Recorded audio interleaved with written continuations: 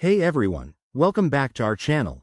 Today, we're diving into a super practical guide on how to withdraw USDT from WazirX in 2025. Whether you're new to crypto or just need a quick refresh, this step-by-step tutorial will help you move your USDT safely and efficiently. Let's get started. First off, why withdraw USDT? It's a stablecoin tied to the US dollar, perfect for transfers without wild price swings. But before we begin, remember to double-check everything to avoid any mishaps. Crypto transactions are irreversible. Step 1. Log into your WazirX account. Head to the WazirX website or app, enter your username and password, and enable two-factor authentication if you haven't already. Security first. Once you're logged in, navigate to the Wallets or Funds section. This is where you'll see all your assets. Look for USDT in your list and click on it to select.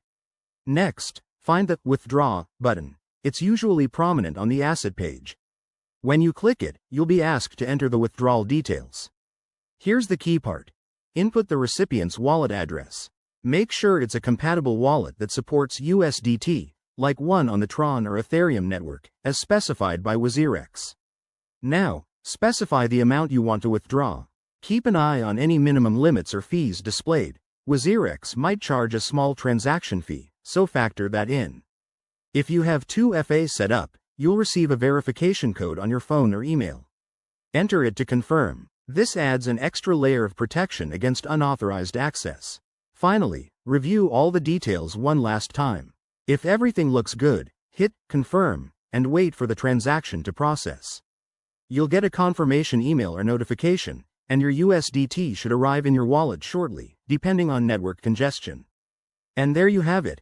That's how you withdraw USDT from WazirX in 2025.